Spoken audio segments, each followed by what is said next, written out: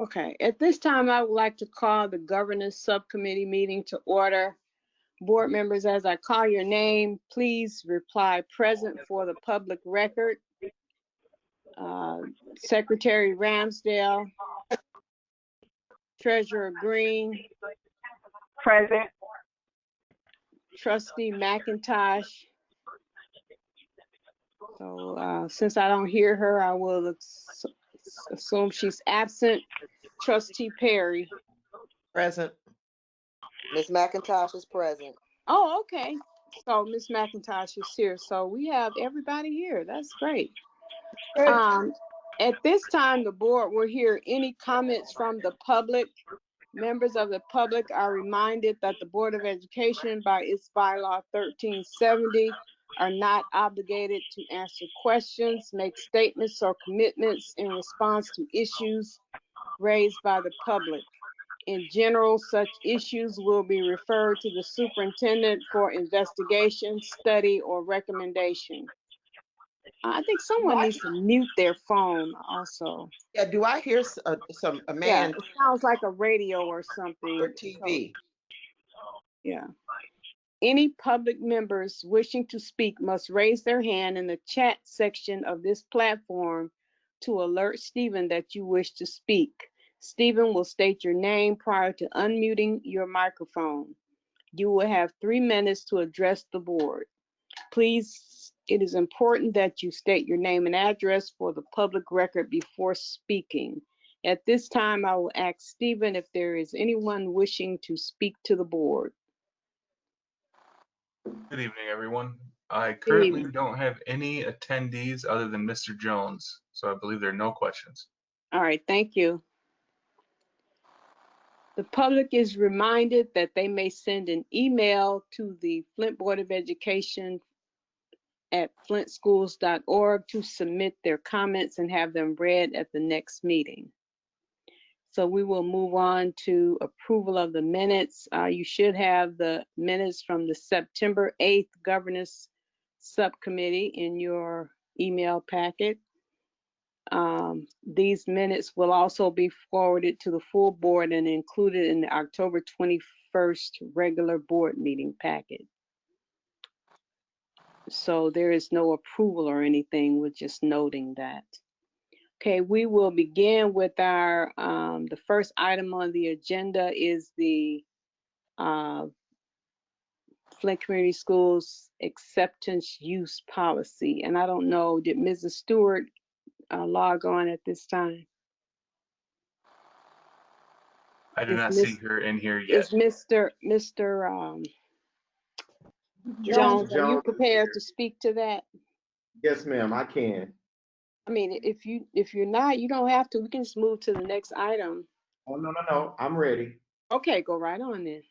Okay, so we're just replacing the technology use agreement. It's about 8 years old, and it doesn't have it didn't have information about what we're doing now with the technology as it pertains to offensive and inappropriate language. Just different bullets that you can see there under the guidelines. All we're doing is switching it out for a more updated version. The changes is just things that we're currently dealing with now. No harassment by sending uninvited communications and things like that. So all we're doing is switching it out for a more updated version. So are the changes related to more schools using the virtual learning model? Or are they just updated? Some of them are, Ms. Wright, some of them are. We noticed a lot of change in how we're actually, as it pertains to teaching and how teachers are, what they're having to deal with over the communication, inappropriate language, inappropriate usage. And then scholars these days are so great at bypassing some of our securities. And so we've been able to work on those things. And we just wanted to update our policy as we're just updating other things as well. Which action item is this? This is it's under Flint Community Schools acceptable use policy. Okay, I'm looking at 5.5. my Right. agenda. 5 point what? Oh, okay, because 5.5. I don't have 5.5. numbers on mine. Okay. Yes, it's The 5.5, which board is in policy the, 45. Oh, I see it, yeah. yes, and we're replacing Board- the existing 4515, which is in your FCS policies. Mm-hmm. I see Mrs. Stewart. Mrs. Stewart, did you have any further comment on that? Can't hear you. No, I do not. I'm sorry. I was having some technology issues and had a difficult time logging on.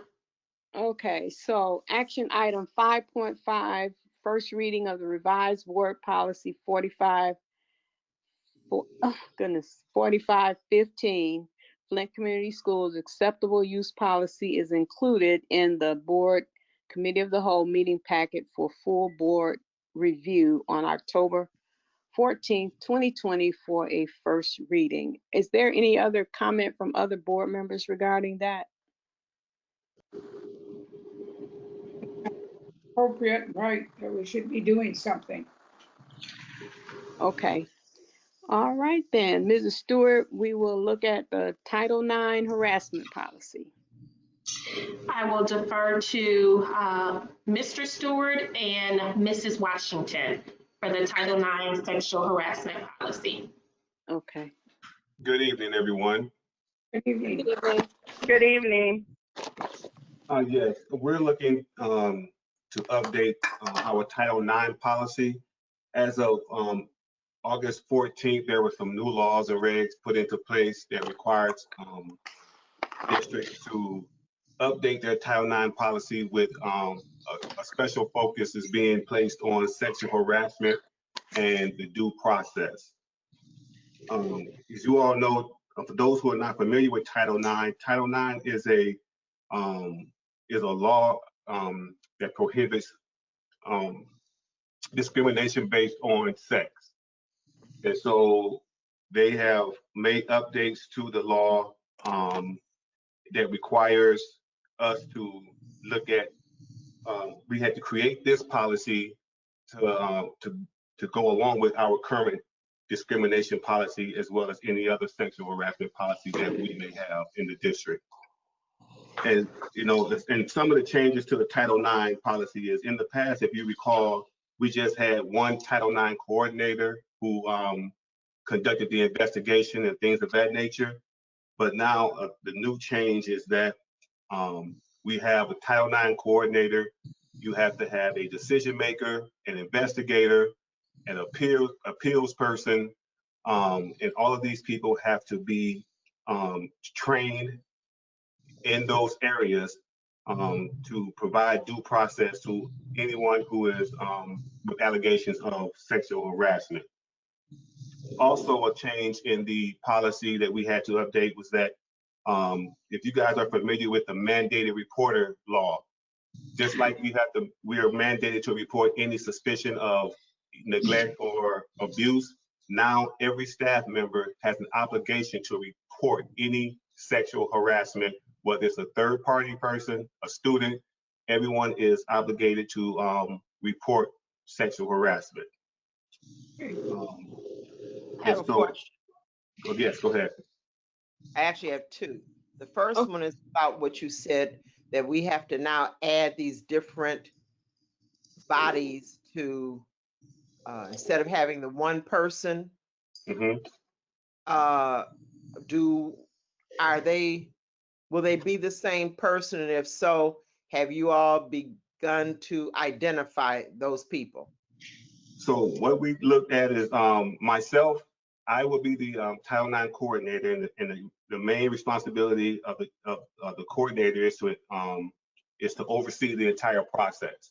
And yes, we have begun to identify people to act as the investigator, the decision maker, the appeals officer, and the that's it. And the appeals officer, the investigator, and we're trying to keep those people either through, like, I'm the attendance, I'm the Title IX coordinator, and I'm going to be working real closely with HR. So let's say like the investigator is an employee from HR.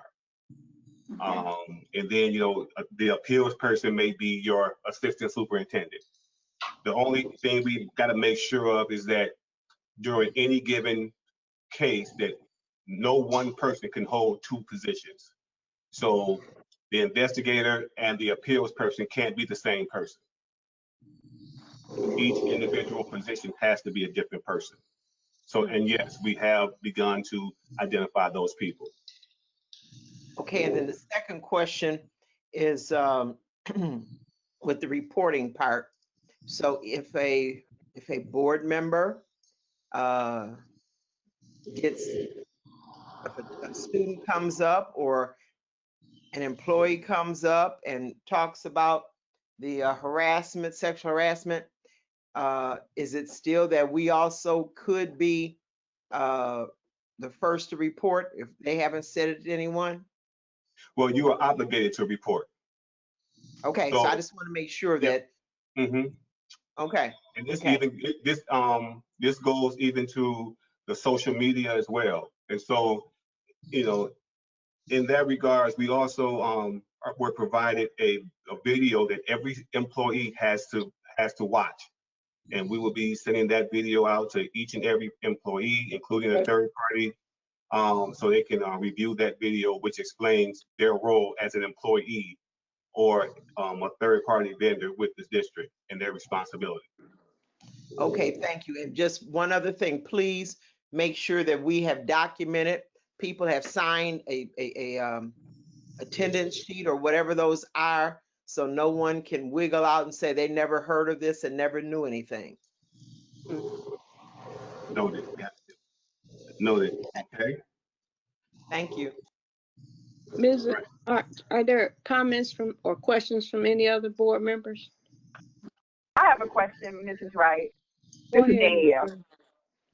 Go ahead. Mr. Stewart, just so I'm clear, when you started talking about the Title IX, you said something based on sex. Are we talking about gender? It kind of threw me off. I wasn't quite sure. Yes. What that meant. So yes, basically anything based on sex, whether it's gender, whether it's quid pro quo, where you're saying if you perform some sexual act, you'll get a good evaluation. So things like that as well. Oh, okay. Thank you for the clarification. I appreciate it. Anything else? Okay.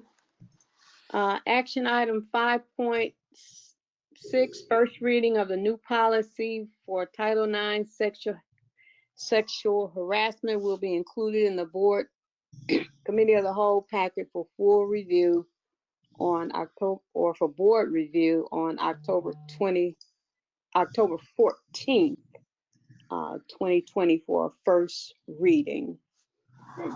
And so can I say something else, Ms. Wright? Sure, go ahead.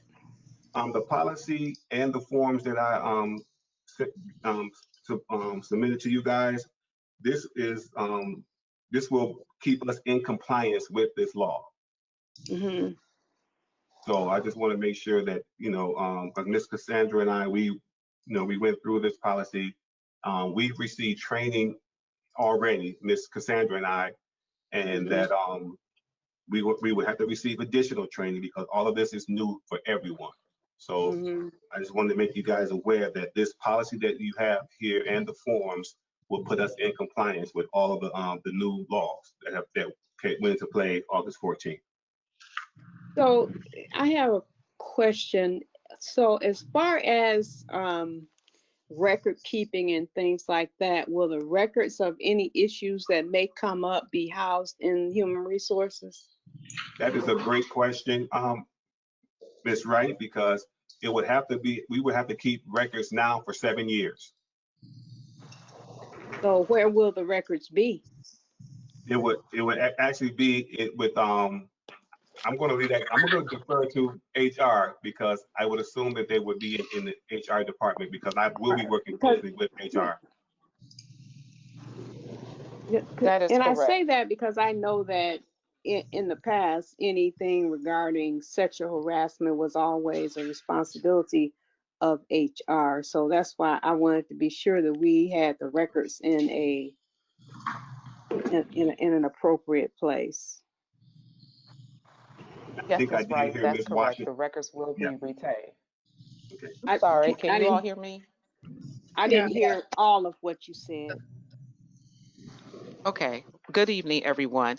Good Yes, evening. that's correct. The records will be retained in human resources, and as Mr. Stewart stated, the new regulations require retention of the records for 7 years. Okay, thank you. Mhm. Any questions from any other board members or No, comments? but there's a comment from me. I'd just like to say, and you were, Vera, you were on the board with me when we had to settle a huge lawsuit from a teacher who, you know, people thought it was consensual, but that's beyond the point. But and her defense was, I didn't know where to go or who to talk to, which, whether I believe that or not is not the question. But the thing is the fact that everybody, to go along with what Ms. Perry said, everybody has to see this video and sign in that they've seen it. Because I do not want to hear anymore, or nobody wants to hear anymore that, oh yes, well, I didn't know who to tell. There was no one to tell. And, you know, and we had to pay a lot of money. And it was just really, truly annoying, truly annoying. And so one of the new requirements as well is that all the training material that anyone receive, far as myself and Mrs. Washington, and those who are in the role of investigator and appeals person, all that training material has to be posted online on our website. So those people, so everyone can see the training that we are receiving, and is going to inform you on who you can contact in case of those types of complaints. Excellent. So when will those things be posted online? But once we, right now, we've already have who the Title IX coordinator is, and the training that we recently received in August that informed us of this, the new law.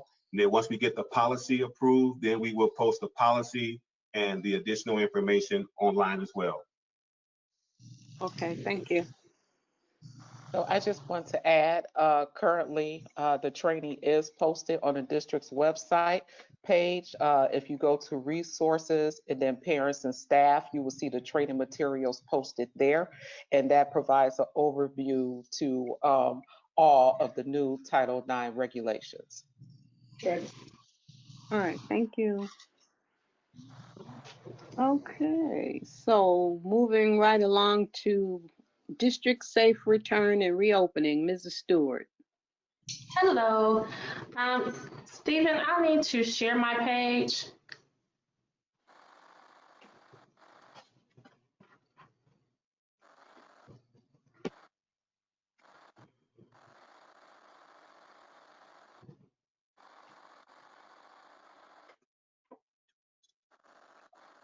Diana, don't forget we have 5.4 to do, a second reading. Oh, did I skip that? Yep. Oh, Oh, I'm the sorry. second point of clarity. The second reading was moved to the board committee of the whole, so it is in your board committee of the whole packet for the second reading and adoption. Oh, so I don't need that there. Nope. What your Okay. agenda? Yep. Tonight's just the governance subcommittee. So at our last regular meeting last month, it was moved during that time to go to a second reading and adoption. Okay. So that's not it. So you must be looking at the minutes, Mrs. Perry. No, I'm not. I'm looking at the agenda that I was given Oh, today. the agenda. Okay, gotcha. Because I'm looking at my script, so I'm not looking at what you're looking at. Yeah. Stephen, are you able to allow sharing capability for Mrs. Stewart? Yep, I handed it over to her. Mrs. Stewart, if Okay. you go click the sharing page down, if it's not already open, the little tab on your little panel there that shows everyone in the room, there should be a little bar that says sharing. Okay. Drop that down and there should be like a play button that says show screen. You can pick which screen you want, or you can do a live to share. Okay. Can you guys see my screen now? I think I did it right. Did I do it right? You see Yeah. my Good. PowerPoint? We've Yeah. got pencils. All right. Okay. So this is a PowerPoint that I made for you guys just to share with you some of the things that have been going on for the past few weeks. So here you see a return to school plan that was developed by myself, cabinet members, and principals. Okay. And so the very first thing that I want to share with you is the why. So why am I sharing this information with you? Why are we talking about it? Well, a couple weeks ago, the Supreme Court on October 7th, the Supreme Court overturned the governor's executive orders. On yesterday, October 12th, we received notification that that the governor's appeal had been rejected. And so in trying to figure out what does this mean for us as far as the executive orders being overturned, seeing that there was one executive order that did apply to the schools. If you recall, the governor had a roadmap with different phases, and currently we are in phase 4. And being in phase 4 means that the district has a choice. We have a choice of face-to-face instruction or online. If the governor moves us to phase 5, we no longer have a choice. Well, what does that mean with the Supreme Court overturning her executive orders as far as her roadmap? Does that mean that the roadmap doesn't exist anymore and we automatically go back to school? We're trying to figure that out. So shortly after the Supreme Court overturned her executive orders, the governor put out a communique to say, hey, my last executive order is still in place for the next 21 days and I'm going to fight this. Well, yesterday we received notice that the governor's appeal had been rejected. We also have been saying we were leaning heavily on the medical community. We were leaning heavily on their recommendation for us to return to school.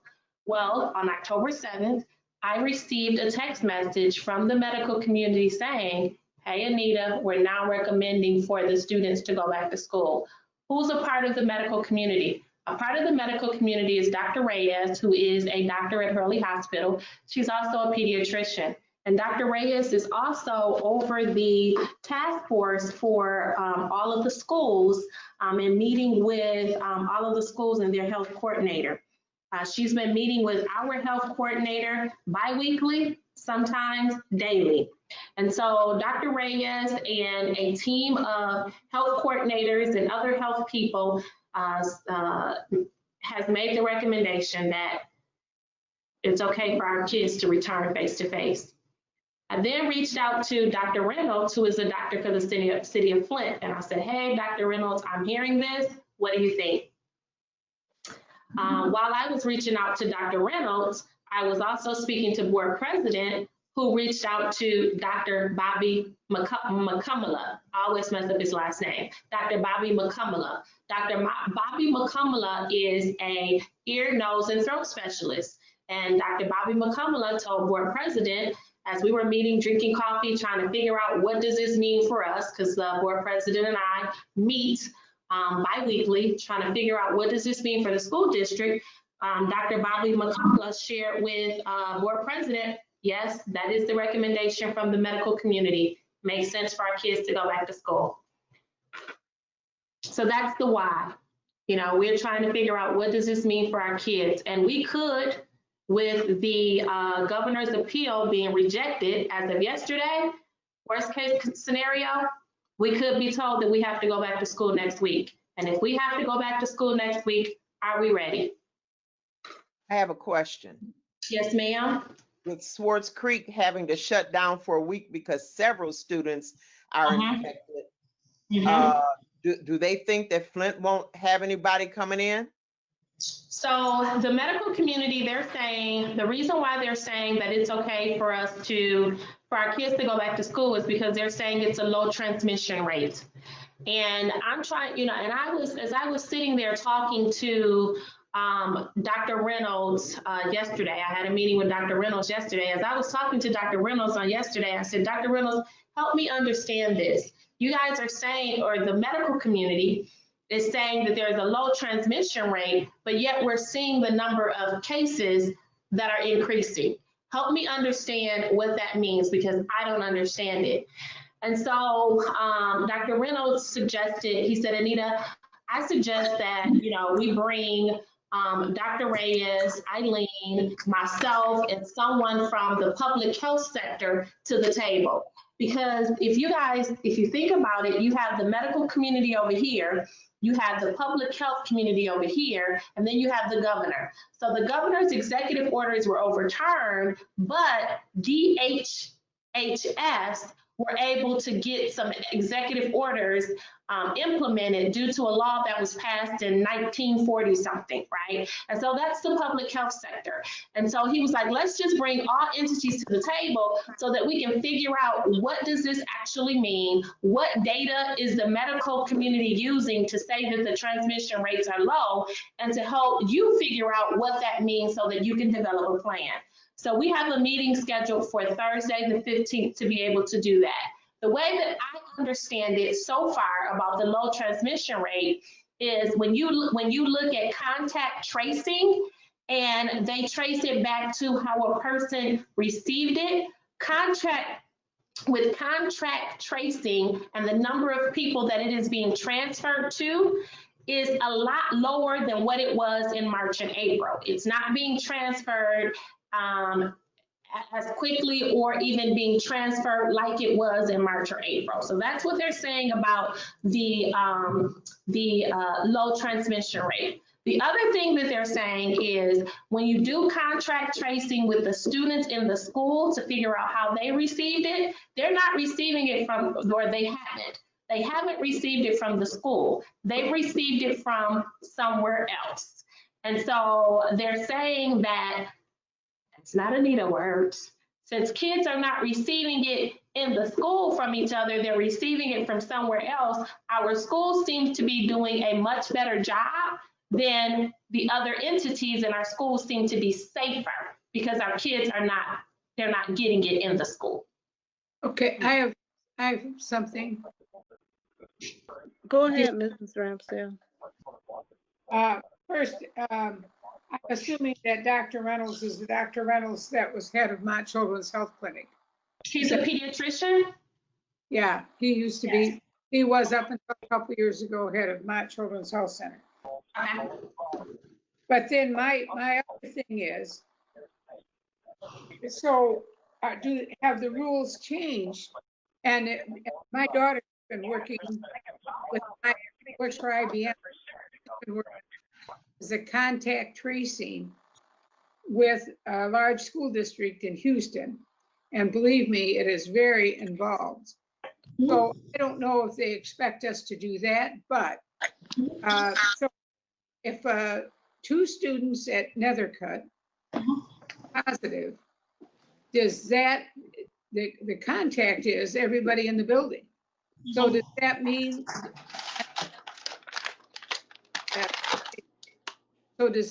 that everyone in the building, and then you have to do a deep cleaning of the building, which is, I understand from other districts they've been doing, which, you know, if that's what we do, that's what we have to do. But those are things that I think the directions would come from the governor's office, from the State Department of Education, from some, so that there's some consistency, and give us some, they've got to give us some type of template as to what to do. And probably if you talk to 10 different doctors, you're going to get 10 different things. I mean, and I want to support whatever it is you guys want to do, because you guys are dealing with this daily. So whatever you guys decide, I want to be supportive of.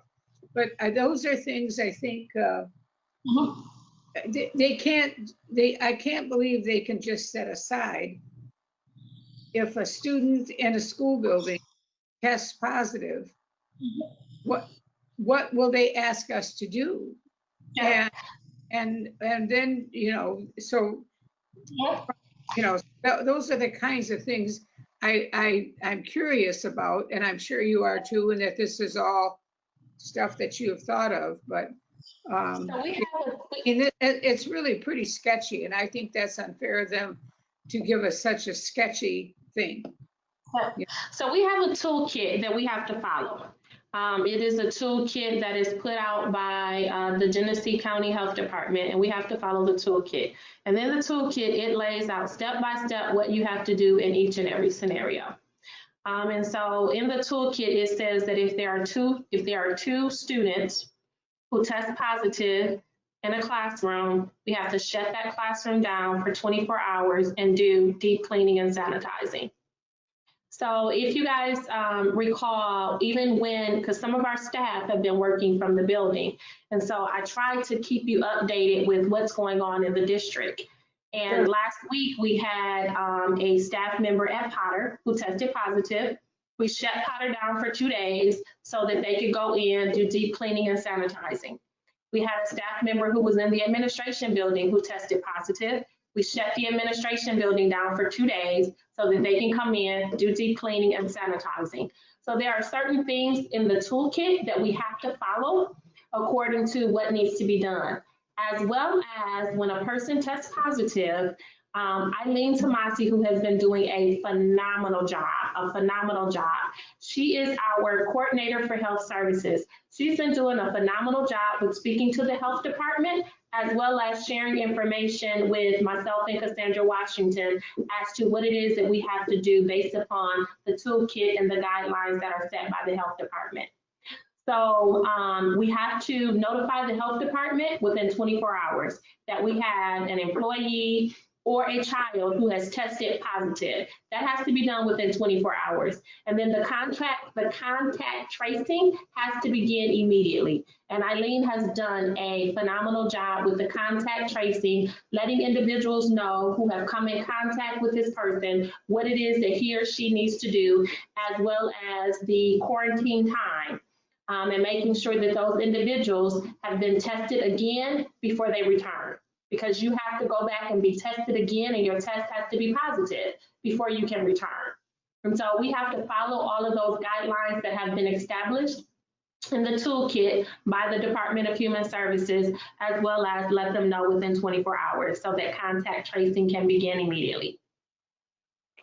Thanks, that's good. Now,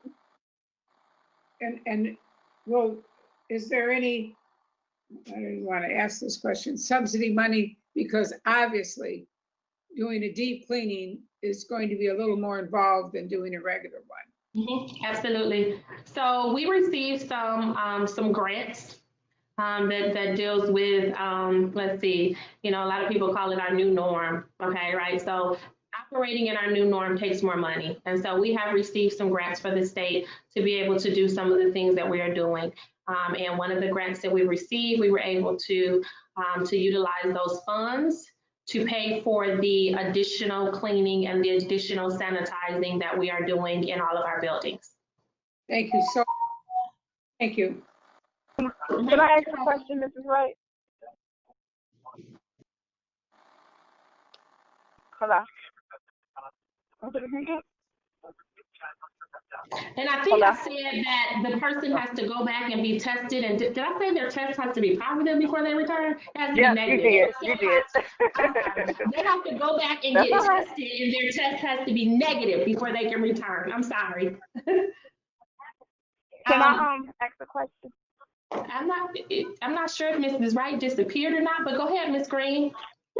Okay, my question is this. The medical community that is telling us or recommending we do face-to-face learning again.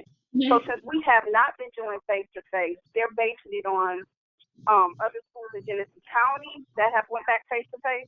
That's what they're basing their findings on? They're basing it on, so the exact text that I received says, due to the, it is the low transmission rate, That's what they said. Right. Due to the low transmission rate, they are recommending, Right. and when I say they, I'm speaking of, and I realize I have an extra name here that does not belong in this section. So it's Dr. Reyes, who currently works for Hurley Medical Center, and Eileen Tomasi. So Dr. Reyes meets with, she is, let me get it right. She is the medical director who meets with the different schools. And she has been assigned as Flint Community Schools medical director. That's Dr. Reyes, and she works at Hurley Medical Center. Okay. So Eileen, as our health services coordinator, meets with Dr. Reyes and other health coordinators, health directors from other schools, from other local school districts. She meets with them bi-weekly and sometimes weekly. And so that medical team, said because of the low transmission rate, they are recommending that our students go back to school because of the low transmission rate, as well as because of when they look at the contact tracing, the kids are not transmitting it in school and they're not getting it in school. So I'm not sure what happened in Swartz Creek, but I do know that the superintendent put something out and said that the kids didn't get it from each other in school. Right. Okay. So, but my question is, that's what they're basing it on, looking at that data from the contact tracing. Right. I get that. But contact tracing where from other schools in Genesee County that have went face to face, because we have not. So that leads me to think that they're getting that information from schools in Genesee County that have returned face to face. They're getting the findings from somewhere. Yes, so that's my question. Yes, you are right. Okay. You're right. Okay. So this is the thing for me. Children who have tested positive in Genesee County, when they did the contact tracing, the students didn't get it from each other in school. Okay, so this is the thing for me. I'm not sure how they narrowed down where somebody got it from, whether it's in school, at home, at church, at Target. I'm not sure how they do that. I don't even know if that's possible. But for me, this is my feelings on it is we have no control over any other district but ours at this time. I think our district alone, because of the things that have been going on in the last couple of weeks, we can't send staff or students face to face because of that. Because I just wonder, it just seems a lot of uncertainty in this whole conversation. Yeah. Because like I said, I don't know how you narrow it down with somebody got. That doesn't make any sense to me. So mine was a no before, and it's going to be a no again. Yeah. So all of our staff and visitors, they have to sign in every day when they come in. They have to sign in. They have to document whether or not they've been around anybody, whether or not they're feeling any symptoms, X, Y, and Z. And so due to that, they're able to narrow down where a person might have gotten it from. That's what they say. That's not right. That's totally wrong. And I'm going to say why. My daughter was asymptomatic. She was asymptomatic. She didn't have a clue. So that's not accurate enough. I don't think. I think it's all speculation. I think it's all it's a lot of assumptions here that can cost people their lives. It just makes no sense to me. And that's just to me. So that's it for me. Yeah. So Ms. Green, I'm not agreeing or disagreeing, right? I'm just saying we may not have a choice. And if we don't have a choice, then we won't be having this conversation. We know they got to go back. But now that we have a choice because we in phase 4, this is when the conversation has to continue on. So phase 5, we don't have a choice. The conversation will be something different. Okay, but we have a choice. Later in the slide, you'll see later in the slide it will be. We are planning for worst case scenario, and so we have plan A, B, C, and D, which is worst case scenario. Before, if we don't have the choice, then we have to go back. And so I'm just giving you the why. Right, I understand that. I'm just commenting on the information that was given by the health community, or whatever, because it makes no sense to me. So that was just my comment. And I get it. And the plan before, if we don't have a choice, we get that. We don't have a choice. But as long as I have a choice and a vote, it's going to be a no for me again. I got it. Okay, thank you. May I ask a question, please? Go ahead, Mrs. Can you guys hear me now? Someone muted me. Yes, we can hear you. Okay, go ahead, Ms. McIntosh. And you may have said this, Miss Stewart, and I might have missed it. You said there'll be signing in and a series of questions asked. Yes, ma'am. And will there be daily temperature taking? So as of right now, and it doesn't mean that we don't have to have daily temperature checks or not, but they are not recommending daily temperature checks. So it's clearly something that if we are to return back to face-to-face educating, is that something that we can adopt? Because that's one of the first signs that you're COVID positive, is your temperature. And I just don't see, because at my job we return back, but every day everybody who enters the building has to get a temperature check. And we've still missed some people, but it helps those who are having symptoms, that might not be sure of their situation, kind of get a hold on it and get that COVID test early on before they spread. I was just wondering, would the district be interested in obtaining a few thermometers and checking temperatures before we allow our students and staff in? Thank you, ma'am. So we have ordered handheld thermometers.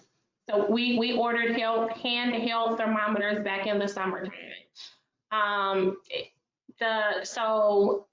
I'm not a medical expert. I went to school for education, right, you guys? Right. So I'm trying to just share with you what has been shared with me. Yes, so they're not recommending that we do the temperature checks of our staff and students. And the reason that was recommended was because a person can be in a car where there's air conditioning, and then once they get out the car to come in and have their temperature check, it could be thrown off. Or they can be in a car where the heat is on, and then once they get off to come in the building, their temperature can be thrown off because they were in a vehicle where air or the heat was on. And so that was stated to me as to why they're not recommending, but it doesn't mean that we don't have to. If the board says that we want to do temperature checks, we have the ability to do temperature checks because we purchased handheld thermometers to do temperature checks. Okay, well, if we purchased them, if we insist on going back to face-to-face educating, I would definitely like to see that take place, because if we just catch one person with COVID and can prevent them from coming into our buildings and infecting somebody else, I think it would be worthwhile. Okay, yeah, so we did purchase those. I'll wait till the end of your presentation because I have another something to say. Yeah, Okay. Mrs. Stewart, do you want us all to wait until you get through your presentation? I'm okay with either or. It doesn't matter to me. I think I will answer a lot of your questions if I am allowed to go through all of them. Okay, so if it's okay with everyone, let's let her get through the presentation, and if you and jot down your questions as she goes through, and we'll ask them at the end. Yeah, that seems only right. Okay. So thank you. So this is the why we're having this discussion today. This is the why. Okay. So we have PPE that we have outlined in our district state return and recovery plan. And over the course of the next week, starting tomorrow through Monday, October 19th, myself and Assistant Superintendent Jones will be visiting all 11 buildings to make sure that all of the PPE is in place like it should be. I learned a quote a long time ago: you have to inspect what you expect. And so we will be visiting the 11 buildings. We had the opportunity to visit 2 today, Southwestern and Eisenhower, and we will be visiting the other 9, making sure that all of the necessary PPE is in place for the return of possibly our staff and our students. In addition to making sure all the PPE is in place, we want to make sure that our staff have the opportunity to have the professional development needed with the PPE in place. So they know how to maneuver the building based upon the arrows that are in the hallway. They know how to maneuver their classroom based upon the PPE that's set up. They have ample opportunity to make sure that their desks are 6 feet apart. We also want to give our staff the opportunity to have professional development with Eileen Tomasi, our health coordinator, on the do's, the don'ts, what to look for. So this gives people adequate time to be able to do those once our staff return to the building. The consent form. Mr. Jones, can I turn this one over to you? Sure. Can you hear me? Yes. Okay. So the consent form. So the families that have been coming to the enrollment office, the central office, was asked the question, do they want their children to be virtual or online for the year, or do they want the option to come back face to face when that option is available? And so there were many families that filled out, over 400 families that filled out the information with Mr. Stewart in student services. And then there were some in the buildings that filled out that same virtual form. Well, in our efforts to ensure that parents are still feeling that way, we created a Google form for them to fill out to survey all of the families that have already filled out a virtual consent form. And now we're finding out that there are some families that have determined that I want to be online. And then there are some families that's determining, hey, I need my child back in school. So we're in the midst of that now. This is just day 2 of finding that information. On Friday, all schools will have called all, I think it's about 600 families or more that have filled out virtual forms. And then next week, we're going to move into calling the rest of our scholars, the other 2,600 scholars. Pause, Mr. Jones. Don't go to next week yet. Okay. All right. I won't, because I don't see anything but faces. So. My PowerPoint isn't up. Okay. Now I see it. I had to move my screen. Okay. I had to move my screen. So it's all good. So the deadline for that is October 16th. And our wellness teams, along with our building leaders, are calling families, and we're getting data from that information now. Okay, thank you. So the next 3 slides is based on some data from the information that Mr. Jones just shared with you.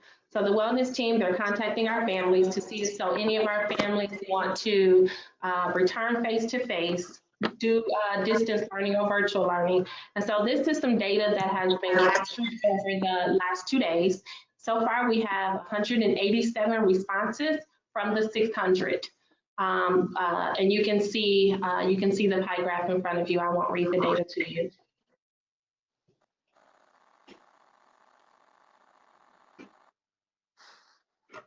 So that's data for face-to-face of 187 responses so far of the 600. And then this is data for they want to continue with distance learning. They do not want to return their children to face-to-face. 183 responses. That number's off, should be the same. Okay.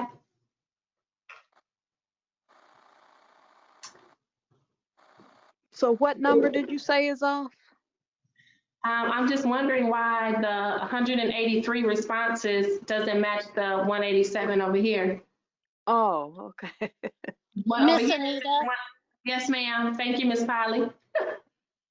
The reason why those numbers, I thought the same question when I looked at it first, but then in thinking about it, if some families responded that, yes, they want their child to come back to school, they then aren't answering the following questions. They just go, yes, I want my child to come back to school, and they just go to the very end of the survey. And so those other 2 are, so the numbers do jive when you look at all the different choices they can make. Okay, thanks. Okay. You're welcome. So this is the distance learning. And then this is the response for virtual learning. And so the difference between distance learning and virtual learning, so distance learning is if Danielle Green is teaching class from 8:45 to 3:45, then Anita has to be logged on screen to screen from 8:45 to 3:45. If Anita wants to do virtual learning, then she can choose to do her, she can choose to complete her assignments any time of the day that she wants. If she wants to complete them at 7 p.m., she can. If she wants to complete them at 8 p.m., she can. If she wants to complete them at midnight, she can. So virtual learning is the scholar can complete their assignments any time of the day. Distance learning, they have to log in screen to screen and be with the teacher for instruction and completing their assignment during the hours of the school day. Wow. Okay. All right. And so, Mr. Jones, I will turn it back over to you for this slide. Okay. And so the next steps after Friday is for us to start calling all of the rest of our families and finding out, hey, you haven't filled out a virtual form? Do you want your child to do online learning, or do you want them face to face? What we don't want to run into is an onslaught of issues when we finally come back. We don't want to find out when we finally come back, oh, nope, I'm keeping my child at home, or nope, I want my child in school. Nope, I want distance learning. So we're trying to get all of that solidified now. And so next week, we will go with another Google form that's asking our families who never filled out anything, what do they want to happen with their children? And so from there, that deadline is October 23rd. Okay. You ready, Miss Anita? Yes. Okay, and so after that, we will meet with the HR director, Miss Cassandra, and myself and Anita, and we will go over staffing. We'll have one-on-one meetings with principals to go over staffing. And the reason why all of this is important is because it might be feasible for us to have a virtual teacher, an online teacher in kindergarten, and as an example, and a face-to-face teacher in kindergarten, instead of all the teachers carrying the load of distance learning, virtual learning, and face-to-face. And so as we work on the staffing, we're able to distinguish what we can do in those grade levels based on the surveys that we're doing with our scholars right now.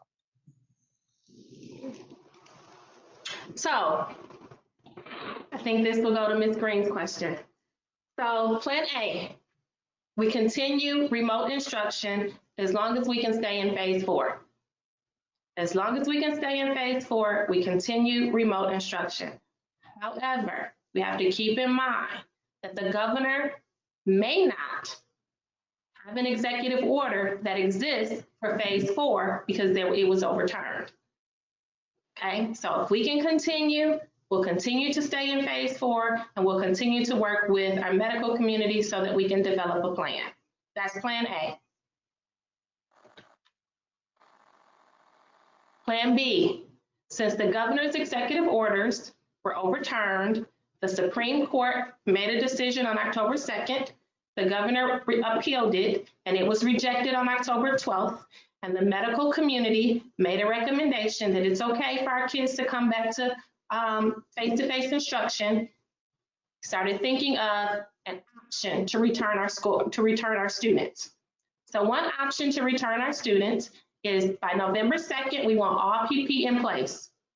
November 9th, all self-contained classrooms, ECDD, pre-K, and kindergarten students will be returned to school, possibly on a hybrid approach. Depending on the data from our survey, we may only have 50% of our students who families want them to come back face-to-face and 50% who want them online. If that is the case, if it's only 50% of our kids, then we can bring them all back Monday through Friday and they have a consistent schedule, and the others will be online. But November 9th, we looked at our self-contained classrooms. Why our self-contained classrooms? There are services that some of those students are not able to get right now because we're online.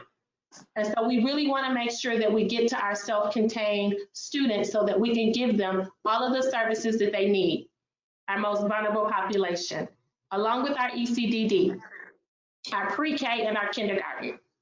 If that is going okay and everything's going fine, November 30th, we bring our first and second graders back. We continue to roll with that and not bring on 3rd through 12th, or think about bringing 3rd through 12th on at a later time. But this is looking at our most vulnerable population, our self-contained classrooms, our pre-K, kindergarten, first and second grade, our foundational years. So this is the plan to bring our foundational years back to school. Plan B. Plan C, all of those same things still apply, but we have to bring all of our kids back. And we need a plan to bring all of our kids back. And so you will see in Plan C, there's a C1 and a C2. The difference between C1 and C2, C1 is rolling our foundational years back on first, rolling our elementary students on first, then our middle school, and then our high school. That's C1. C2 still takes into consideration of our most vulnerable population, self-contained, pre-K, kindergarten, first and second coming on first. But then instead of having our elementary building filled, then we would take a break and we go to our middle school and our 9th and 10th graders. And if our middle school and our 9th and 10th graders are doing fine, then we roll on the other grades by January 4th. Okay. That's C1 and that's C2. And then we will continue to work with, in Plan C for C1 and C2, continue to work with the medical and the public health community, working with medical and public health. That's Dr. Reyes, Dr. Reynolds, Dr. Verhoeven, our very own Eileen Tomasi, to build out metrics and milestones. The metrics and milestones will say, if so, we get to this number, we need to pause. Let's stop at our first and second graders. We don't need to bring any other grades on. Or if so, we get to this, then we start to roll back grades. So we brought on the 3rd and 5th graders, and once we brought on the 3rd and 5th graders, we noticed these things started to happen, so we need to roll back. Take the 3rd and 5th graders off, and let's just stay with our kindergarten, first and second grade. Or what is the metric or milestone for us to say, we brought our kids back, but we really need to shut this down and go back to full remote? What are the metrics and milestones that we will have in place based upon or in conjunction with our medical and public health community that will be outlined as a collaborative? And I don't know if there are any other district that has built in these metrics and milestones that they're using. And then Plan D, we don't have an option for a plan to roll our kids back on. They just say kids got to come back no matter what. Kids have to come back November 9th. Plan B and C, our kids have to come back, but we have options of what that looks like. Plan D, we do not have an option. All of our kids come back on November 9th, and those families who elected to go virtual, that will still be granted because parents have an option.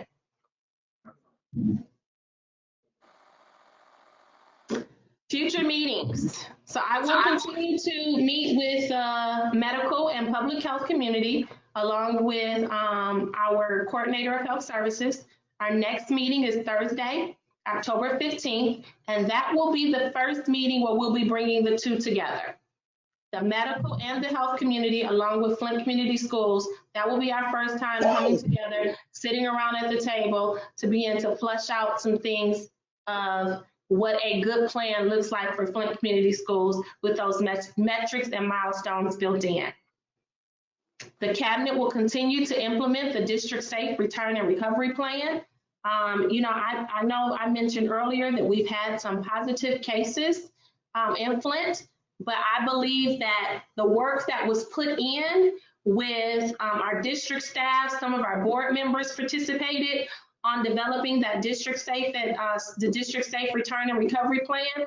The work that was put in with that, I believe is what just made, when we did have some cases, what just made it so smooth. It just ran really smooth because we were able to go to our plan and say, yep, we got to do this, and this, because it was all listed out in our district safe return and recovery plan. So we're going to continue to implement that. We're going to continue to evaluate those pieces and adjust as needed. And then the district will continue to plan for worst case scenario so that if we need to pivot, we'll be ready to pivot if need be.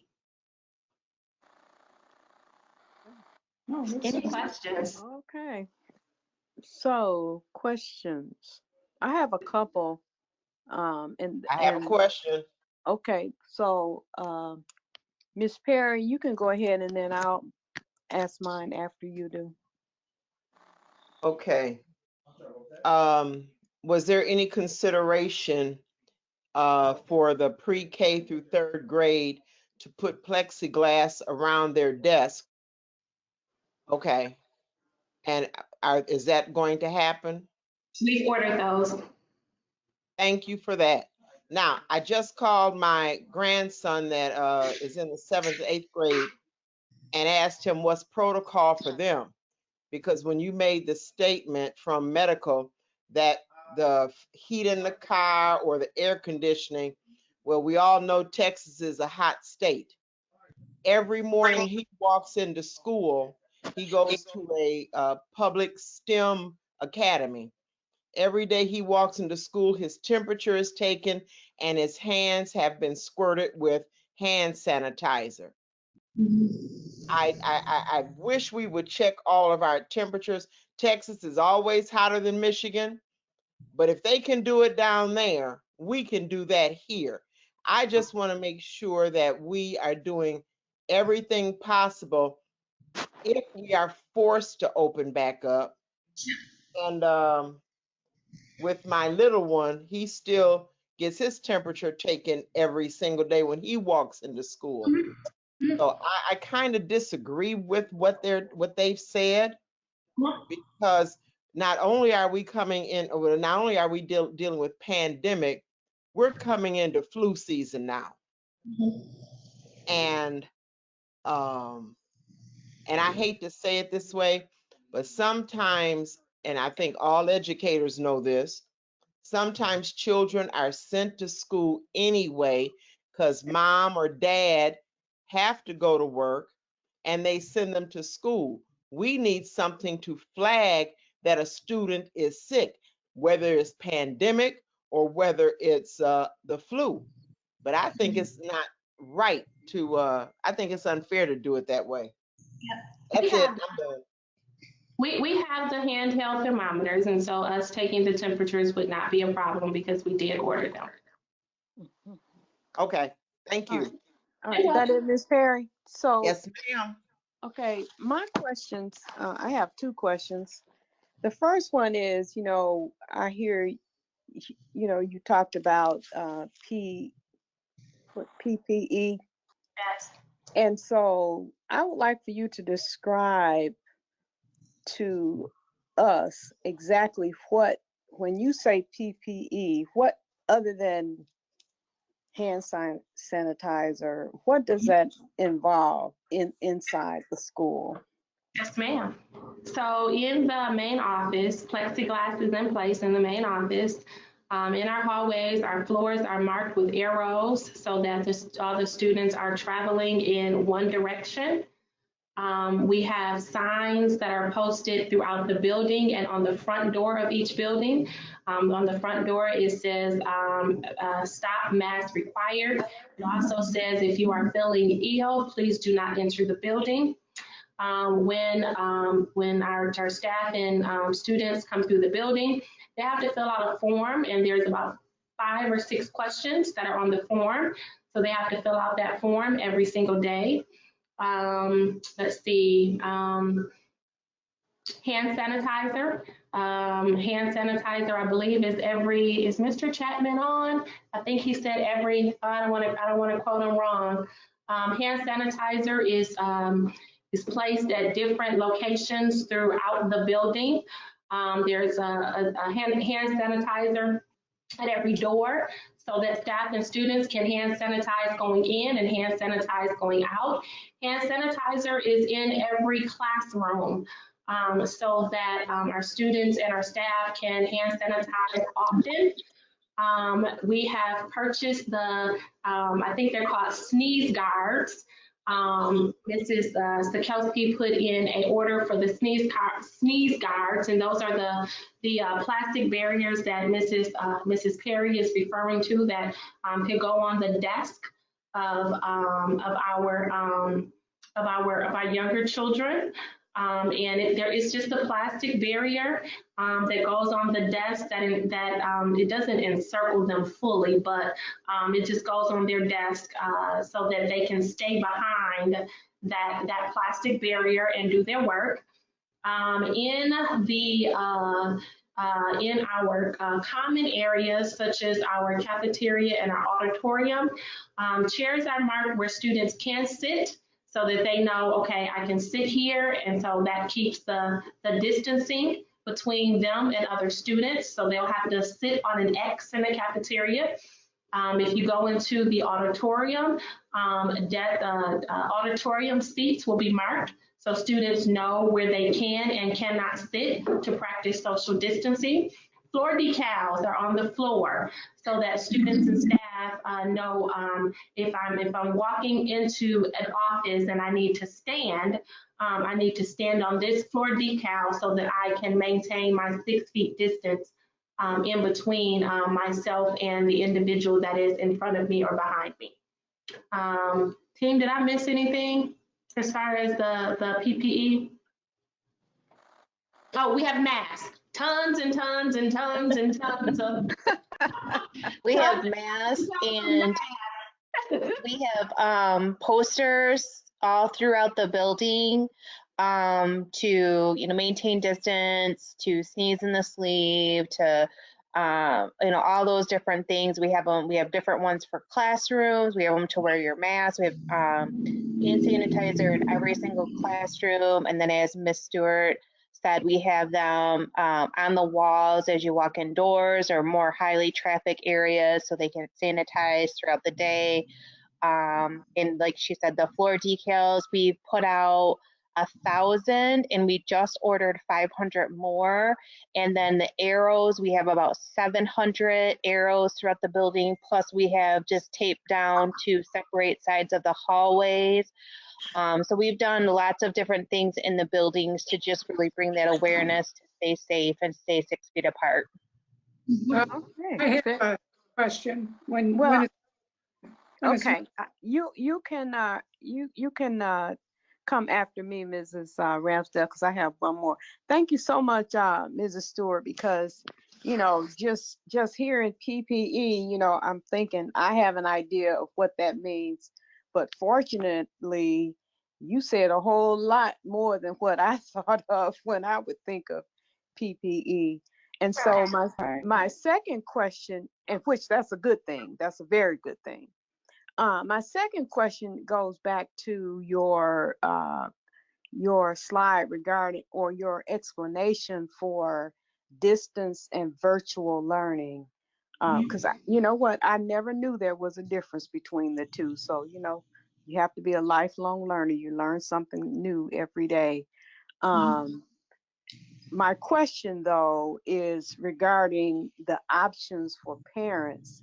When you say, you survey parents and some still want to stay at home and then some want to have their students come to school. So my question is, how might giving parents those options impact the district's budget? Because if you have parents that say, suppose you have 25 kindergartners And okay, and that's your limit for well, that is sort of your max for your max for a class. So what if 10 of those students parents say, I want my kids to continue to stay at home, and the other 15 say, I want mine to go to school? How do we do that financially to accommodate the parents? Yes. So give me your numbers again. You said 10 want to go to school and 15 want online, right? No, well, yeah, it doesn't, either way works. So, but my thing is, but typically 25 is one teacher. Yes. Good question. So say for example, and I think, can you still see my PowerPoint? Or no? Yeah. Okay. So if you have, say for example, I have 15 kids who want face-to-face instruction, and I have 10 kids who want distance learning. So distance learning is real-time learning, and it goes along the same way with the school. We as a district have purchased, they're called owls, and the owl will follow the teacher around in the classroom as he or she is teaching. So that will help for our students who want distance learning. So if there are 15 who want face-to-face and there are 10 kids who want distance learning, that's a class of 25. So those kids can be on the screen while the other kids are in the classroom doing their instruction, because for distance learning, they have to be logged on the same time as a normal school hour. So you can count that as one class of 25 and you only need one teacher. And so the owl would be following me. It will be attached to Anita, following me around in the classroom. So as I'm on the whiteboard instructing, my kids who are on the screen can see what I'm doing on the whiteboard. If I'm sitting down with a group of students and Anita is supposed to be in this small group, Anita can see what I'm doing in this small group because Anita's at home on her device, on the screen, watching me, the teacher, as I'm instructing in class. So that could be one teacher with a class of 25 who can do both face-to-face and distance learning. The other thing that I'm going to go back to this one. I think it's this one. We're doing the survey of the 600 families as well as the 2,600, because we have a population of 3,200 students, so that we can get the data of what all of our families want to do. And then the week of October 26th, the superintendent, assistant superintendent, principal, and HR director will sit down and do one-on-one meetings. So say, for example, and I've been using this school all day, Brunel, principal bias, she has 2 first grade teachers, but only 50% of her first graders want to come back to school face-to-face. So bias could say, I'm going to have one face-to-face teacher, and then I'm going to have one teacher that's going to do the online learning, because 50% of my first graders want to come back face-to-face and be in a classroom. The other 50% want to stay with online learning. I already have 2 teachers. I can cover that within my own building. Okay. Well, you know what? And see, I was thinking real small on that, because it didn't dawn on me that the teacher could do the online and the virtual or distance at the same time. So that's great. That is great. So it really won't have a big impact on the budget to do both. So that was my question. And so Mrs. Ramsdale, you're next, and then Mrs. Green after that. Okay, thank you. First of all, let me just thank the staff. I don't know that you guys have you got cots in your office and you just sleep there, or what's going on, because it is so much. And I think we all really appreciate the time and everything else that you've done to put into this. From my experience, and since between having grandkids at different schools and having friends with kids at different schools in and around Genesee County, etc., I've heard about all of this being done. Some of it's very successful, some of it's not. But one of the things I have heard from everybody is, once you start bringing kids back to school, and those parents that said they did not want their kids to come back, once their kids are back, and they're doing all right, and it's been a week or two, a lot of those other parents and a lot of the other kids, because the kids want to come back to school. So you will get, I believe, from what you get an uptick on, yes, I do want my child to come back again now. So that's just, I'm just sharing some of the things I've heard from county schools, from Powers, from schools outside, from the Detroit schools, and those are the things that happen. But I truly want to tell you thank you for all the work that has been done and will continue to be done. So just let me know if any of you start drinking heavily, and I'll see if I can help you. Okay. Okay. Miss Green? My turn? Yes. Oh, okay. Have we had any discussion about the board coming back face to face, especially since we're talking about sending kids back and sending staff back, and also because the governor's orders were lifted, and I just wonder, as far as violating any kind of policies or any, we're still doing virtual, and I know city council didn't do virtual and they didn't go because they were supposed to go face to face or something. I'm just curious about that. Yeah. Mrs. Wright, I know you were included on the email earlier. Did you want me to take this one, or you want to take this one? Well, actually, I have not had an opportunity to read my emails today. I've been from one meeting to another. Okay. But I've had conversations with Casey and our attorney about this. Mm-hmm. Well, President Lester and our attorneys about this. Mm-hmm. Well, I brought that question to Superintendent Stewart when I received the email from MASB, because basically it's sort of implying that we're going to have to start doing our meetings face to face as well, and all of those situations where we could vote virtually and all of that'll all be done and over with, because that was all basically special circumstances. So and I asked Superintendent Stewart to put that on the agenda, because we do need to have that discussion, because then we'll have to also do the whole PPE thing around board meetings, the whole social distancing, the whole nine. We'll have to put ourselves in that same type of situation, because once they ended the executive order, that was everything that she had put in place, everything. Yes. Right. Okay. So just so I'm clear on my question. Board Member Green, have began. Board Member Green, can I add this? I'm sorry.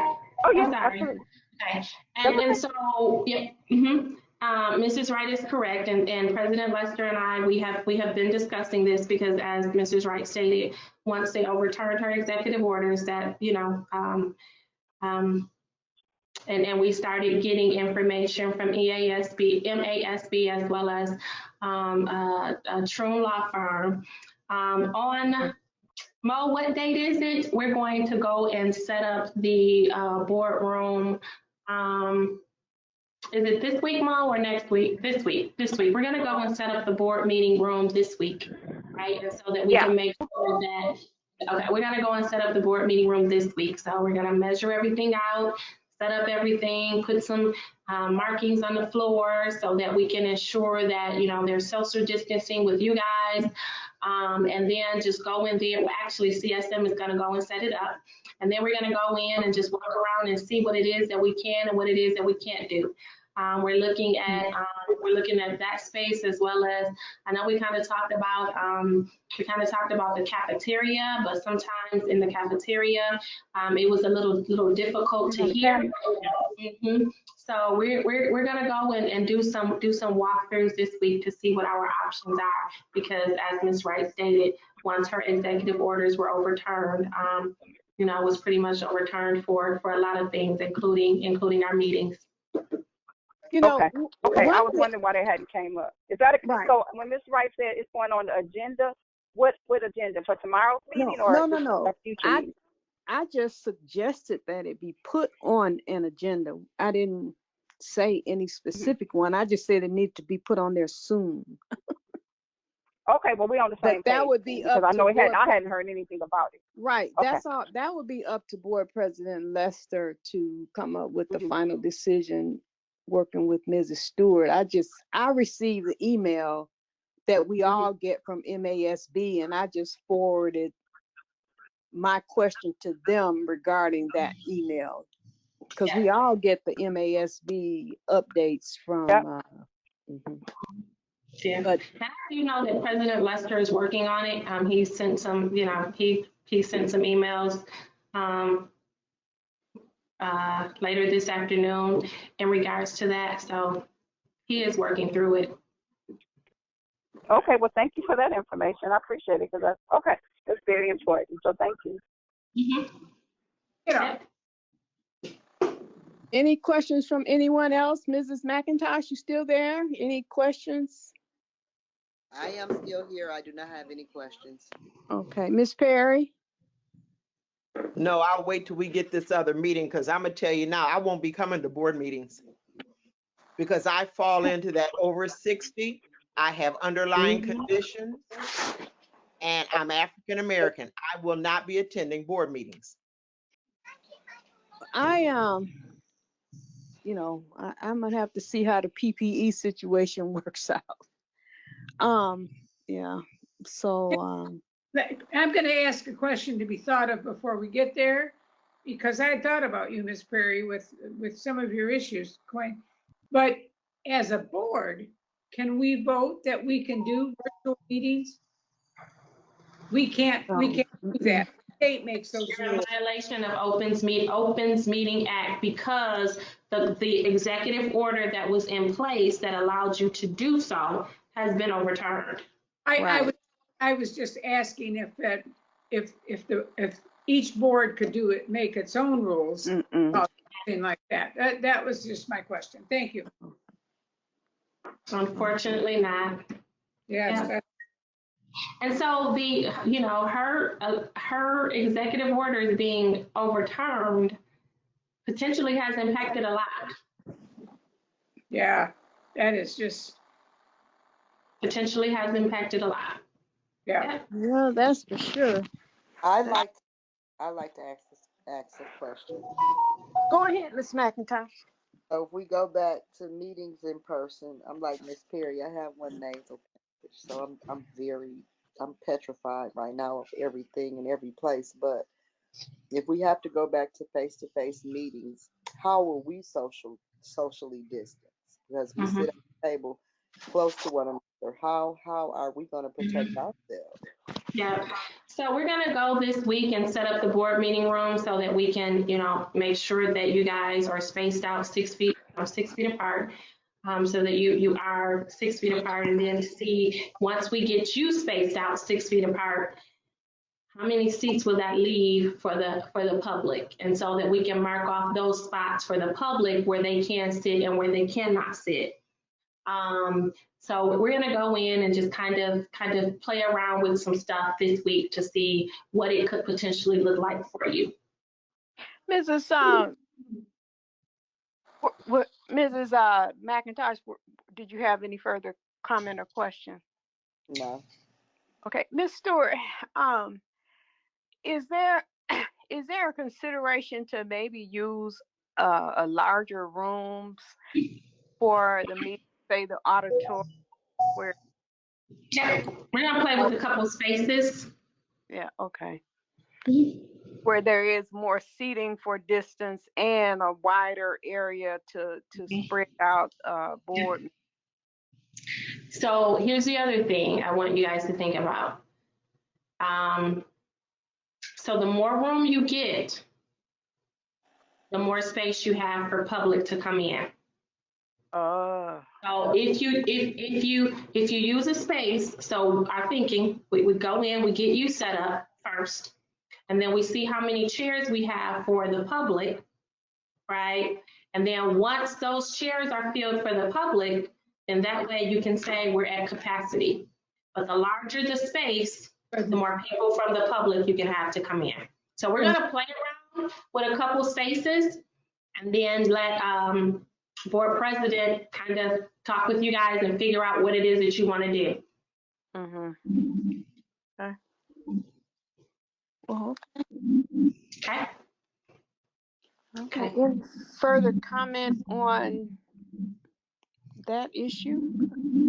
So I just want to say that thinking about this and thinking about returning our staff, returning our students, it's never, never, ever easy. This was not easy. It did come with a lot of thought. It did come with a lot of my team and I going back and forth and us pushing each other. This was not difficult, but I do want to make sure that we understand, because the governor's executive orders were overturned, we may not have a choice and we may have to do something. And so we are planning for the worst case scenario so that we can be ready to pivot and turn if so we have to. We're also thinking about our babies, our kindergarten, well, our learning support services, our kindergarten and our first grade students, trying to navigate those devices at home. We know that face-to-face instruction is the best instruction, but we also know that we have a virus out here that has done some damage on our community. So you got both worlds to think about. And so this has been very, very tough. It hasn't been easy. We do think about the safety of our staff and our students, but unfortunately, we may be to a point where we have to make a decision. And so I just want to make sure that people understand that. Yeah, and you know what, and I know that Mrs. Ramsdale mentioned a minute ago about can the board itself make a decision, and well, she was referencing board meetings. But we need to all keep in mind that once they tell us we have to come back, any money will be tied to the decisions that we make. Because if you don't go back, then there'll be some penalty connected to it. So we won't have the power to, because they say schools are under local control, but then no, it's not. When it comes to funds, that would not be the case. I also want to make, and I guess I've said this to some of you individually and others, I haven't talked to, but I am a proponent of sending those early grades back to school, because kindergarten through third grade, I say third, some say second, if those are the only students we send back to school, I think it's important that they go, because as I've said to Mrs. Stewart, Superintendent Stewart, that's foundation learning. You can't, your teacher can't help you learn to write on the computer. It's difficult to teach you the fundamentals of reading over the computer, and especially at-risk students who may not have some of the prerequisites that a lot of other students have. They need that face-to-face interaction with their teachers. So I am in full support of the early grades coming back to school. I mean, because I know how their early learning is important. But that's also why I wanted to hear what PPE was in place, because I don't want them to come back to an unsafe environment. But it is just so important, because they're already behind the 8 ball. Yes. And then to further put them behind by not having that face-to-face everyday interaction with the teacher. And so if we don't do anything else, I do want our kindergartners, first graders, second graders, and possibly third graders to get back in school. I think the older children can continue to do the distance and the virtual if that option is available, but those younger kids need to be in front of the teacher. Yes, I agree. That's it for me. Well put, Ms. Wright. Is there anything else? Because I think we've gone through our agenda.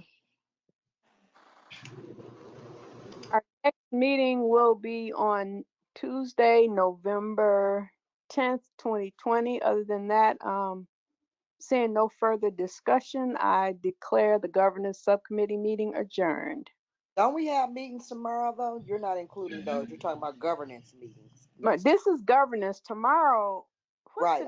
Yeah, tomorrow is committee of the whole, isn't it? Yeah, but you said our next meeting, and then I'm like, and I saw some cancellations. I'm making No, sure. I meant next governance is November 10th. Okay. Yeah. Okay. That's the clarity I was looking for. Okay, thank you, Ms. Wright. You're welcome. All right. Good night, everybody.